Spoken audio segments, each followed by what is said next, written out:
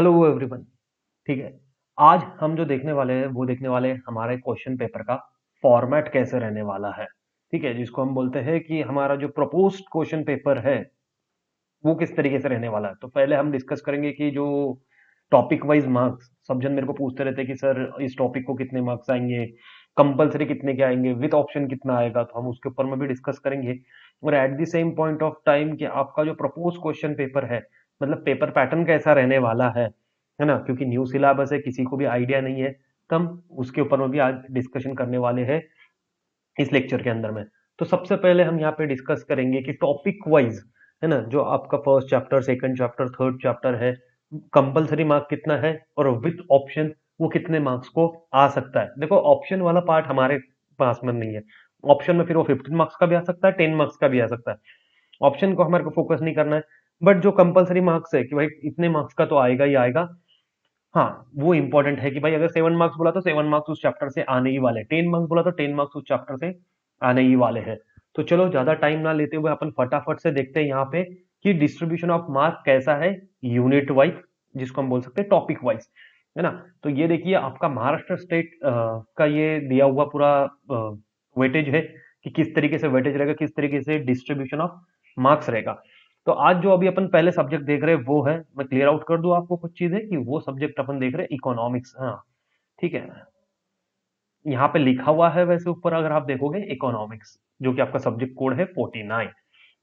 तो चलो सबसे पहले स्टार्ट करते हैं अपन चैप्टर नंबर 1, जो कि आपका है इंट्रोडक्शन टू माइक्रो और मैक्रो इकोनॉमिक्स। एकदम बेसिक से कंसेप्ट है इस चैप्टर के अंदर में, और ये चैप्टर आता है कंपल्सरीली यहाँ पर 7 मार्क्स को, और विथ ऑप्शन जाता है ये चैप्टर 10 मार्क्स के लिए। देखो ये वाले साइड में मार्क्स विथ ऑप्शन लिखा हुआ है, ये टोटल मार्क्स मतलब क्या है, इतने के लिए तो आएगा ही आएगा, टोटल इतना तो आना ही है, 7 मार्क्स के लिए आना ही आना है।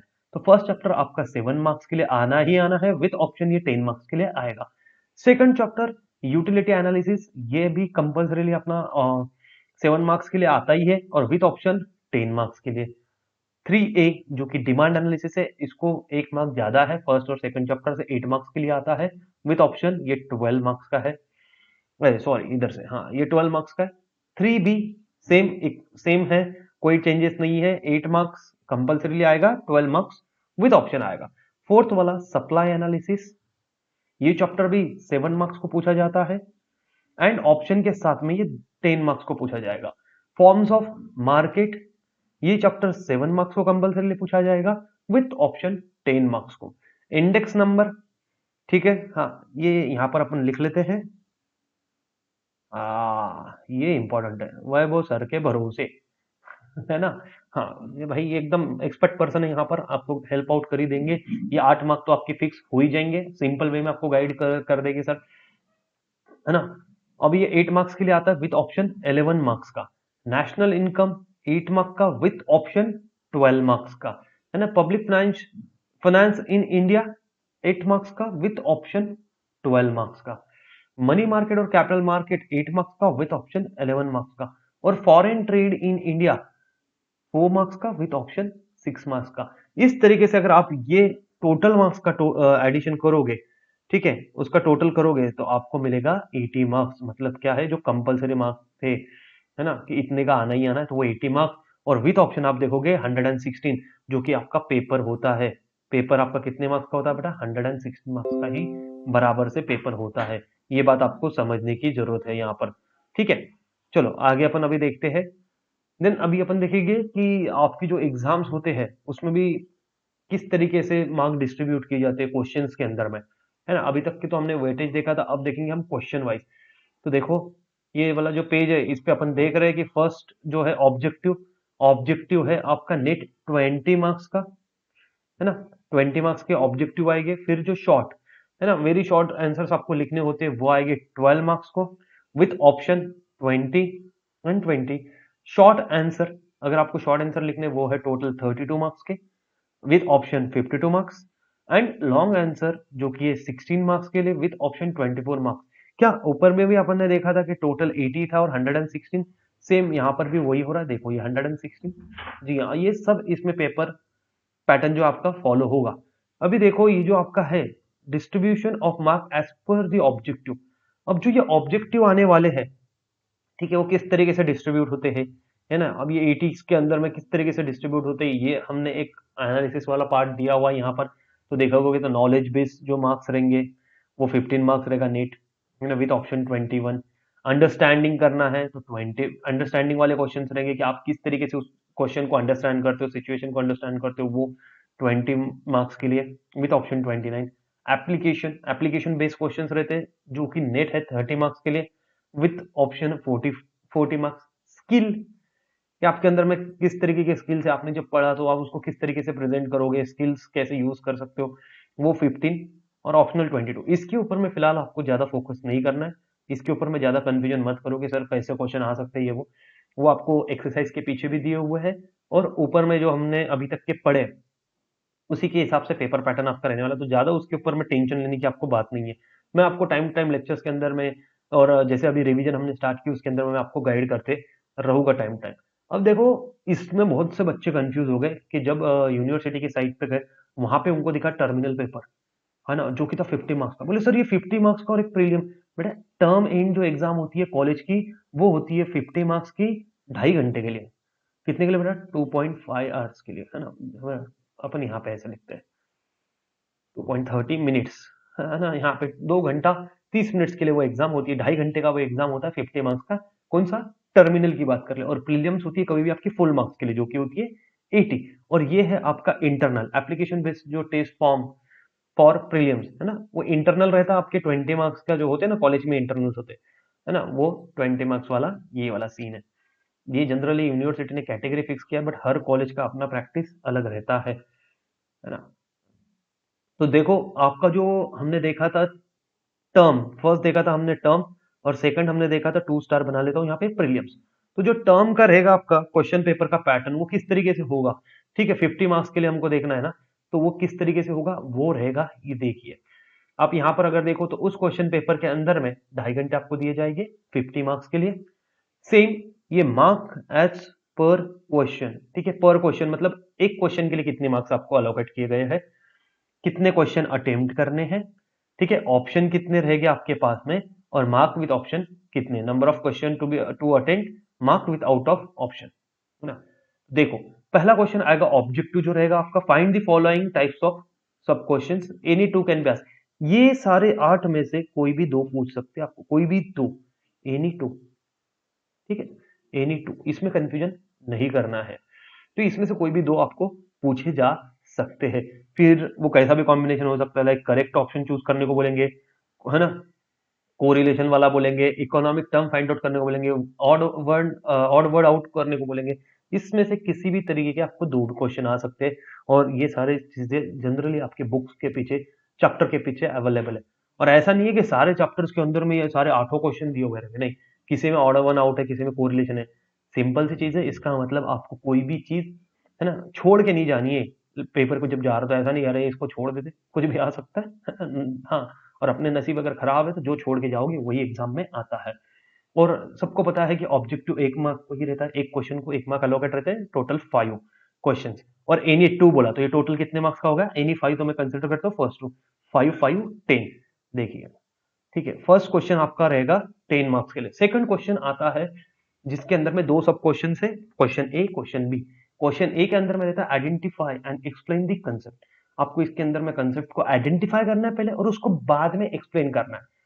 3 क्वेश्चन दिए रहेंगे, उसी में से आपको कोई भी 2 सॉल्व करने हैं और 2 मार्क्स एक क्वेश्चन को मिलेगा, है ना। मतलब देखो out of 3 you need to solve any 2 marks each, तो कितने हो गए टोटल 4 मार्क्स के, है ना। हाँ, 4 मार्क्स के लिए और विथ ऑप्शन 6 मार्क्स, क्योंकि 3 थे क्वेश्चन, उसमें से कोई भी 2 करने थे। तो अपना ऑप्शन वाला पार्ट अभी डिस्कस नहीं करेंगे, है ना, हम पहले 50 मार्क्स वाला ही डिस्कस कर लेंगे।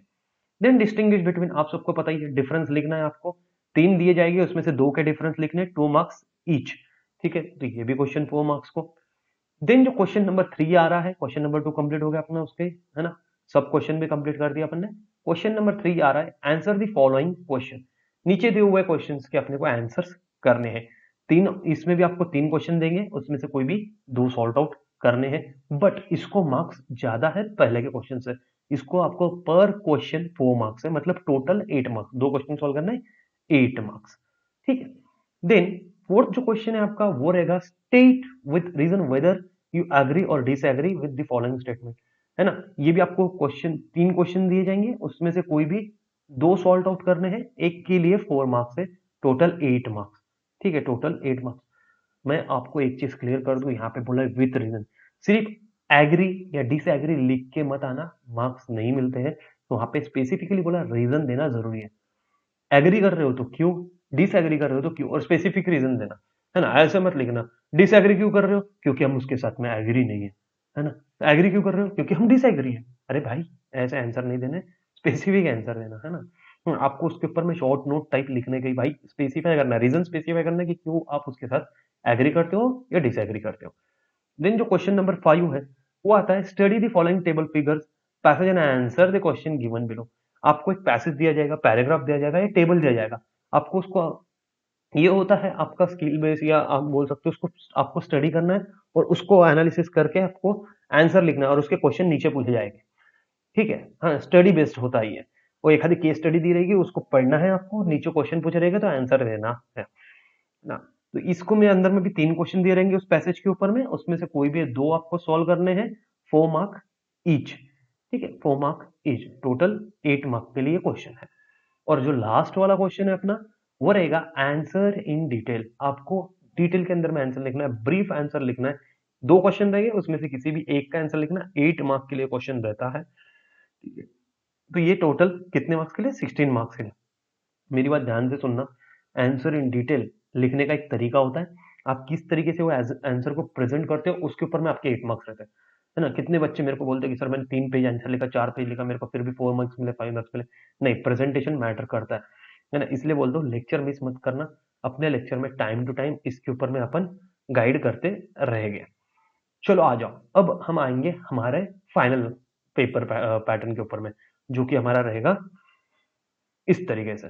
ठीक है, 80 मार्क्स वाला, 3 घंटे के लिए जो पेपर रहता है उसका time 3 hours, marks 80।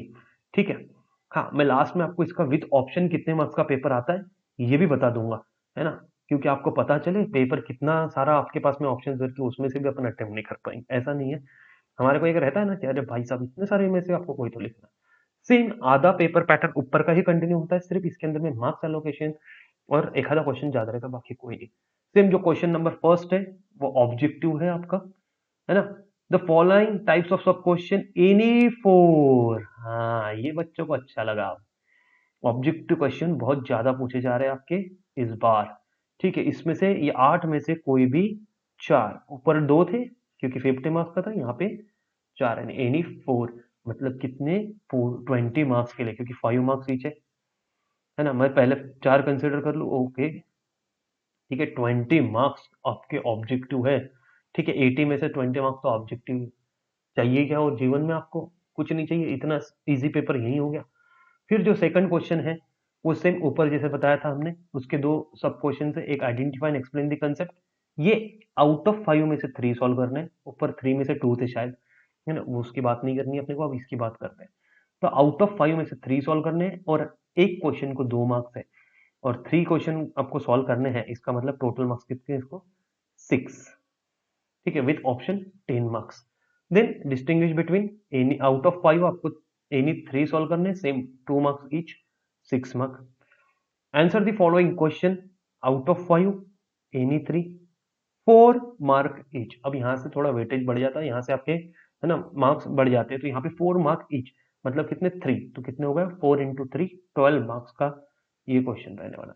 Then state with reason same above, but यहाँ पे 5 में से 3 सॉल्व करने हैं आपको और 4 मार्क्स ईच है, 12 मार्क्स है इस क्वेश्चन को, विथ ऑप्शन 20 मार्क्स। ऊपर वाला विथ ऑप्शन 20 मार्क्स और उसके ऊपर वाला विथ ऑप्शन कितना जाता है, 10 मार्क्स, है ना। अब यहां तक हमने देखा। अब लास्ट के 2 क्वेश्चन बचे, इसमें सबसे फिफ्थ वाला जो आ रहा है वो आता है स्टेट। सेम आपको केस स्टडी रहेगी, पूरा पैराग्राफ दिया हुआ रहेगा, मैंने टेबल दिया हुआ रहेगा, उसकी स्टडी करना है और नीचे जो क्वेश्चन देंगे उसका आंसर करना है। बट यहाँ पे आपको 3 क्वेश्चन देंगे, उसमें से 2 क्वेश्चन का आंसर करना है जिसको 4 मार्क्स ईच है, 8 मार्क्स के लिए ये क्वेश्चन रहेगा विथ ऑप्शन 12 मार्क्स। ठीक है, आंसर इन डिटेल 3 क्वेश्चन देंगे, कोई भी 2 सॉल्व करने, 8 मार्क्स, 16 मार्क्स यहाँ पे रहने वाले। ऊपर एक ही करना था, यहाँ पे 2 करने हैं आपको, 3 दिए रहेंगे, 3 दिए रहेंगे क्वेश्चन, कोई भी 2 सॉल्व करने हैं। ठीक है, अब अगर आप ये जो मार्क्स विदाउट ऑप्शन वाला है इसका टोटल करो, उसका टोटल करो तो 80 आता है, और विथ ऑप्शन की अगर हम टोटल करें, ठीक है, ये विथ ऑप्शन की तो ये 20 तो है ही, ठीक है, वो तो उसके अंदर में कोई नहीं रहेगा। फिर 20 प्लस ये 10 30 प्लस ये 10 40 प्लस ये 20 60 प्लस ये 20 80, देन ये आपके 12 92 एंड देन 24 116, मतलब आपका टोटल पेपर जो होता है वो होता है 116 मार्क्स का। उसमें से आपको सिर्फ 80 मार्क्स का अटेम्प्ट करना है गाइस, है ना। मैं एक कुछ इंपॉर्टेंट चीजें आपको बताता हूँ, जब भी आप कोई भी क्वेश्चन को अटेम्प्ट कर रहे हो एकदम शांति से पढ़ना है, क्वेश्चन को अंडरस्टैंड करना है कि वो क्या बोल रहा है, और देन उसको आपको सॉल्व करना है। और ये सारी चीजें हम लेक्चर के अंदर में, अब रिवीजन के अंदर में स्पेसिफिकली मैं आपको डिस्कस करूंगा कि किस तरीके से क्वेश्चन अटेम्प्ट करने के हैं, कैसे क्वेश्चन पूछे जा सकते हैं, स्टूडेंट्स कहाँ पर मिस्टेक करते हैं, ये सबसे ज्यादा इंपॉर्टेंट है। आई होप आप लोगों को वेटेज समझ में आ गया होगा कि कितने कौन से चैप्टर को कितना वेटेज है, किस तरीके से क्वेश्चन पूछे जा सकते हैं, मतलब वो तो लेक्चर में डिस्कस करेंगे। और पेपर पैटर्न तो आपको समझ ही गया होगा कि जो बच्चों के माइंड में था। ये चीज मैं ये जो पीडीएफ है मैं ये ग्रुप में भी भिजवा दूंगा, अपने क्लास के हो गए या जैसे भी पॉसिबल होता है मैं आपको सेंड आउट कर दूंगा, जो आपको हेल्प होगी। और अगर आपको कोई भी डाउट है इससे रिलेटेड तो बिंदास मुझको लेक्चर में पूछो, या लेक्चर के बाद में मेरे कॉन्टेक्ट नंबर पे, या आप जहाँ पे भी सोशल मीडिया में कंफर्टेबल हो मैसेज करके पूछ लो, मैं आपको डेफिनेटली उसके ऊपर में आंसर दूंगा। ठीक है, चलो, thank you so much guys. ये एक अपना शॉर्ट सा एकदम छोटा सा लेक्चर था जिसके अंदर में हमने इन डिटेल देखा कि किस तरीके से पेपर हो सकता। Thank you guys, see you soon, है ना। मैं कुछ ही देर में, मतलब आज ही अपन एसपी का भी पेपर पैटर्न डिस्कस कर लेंगे। Thank you, see you soon.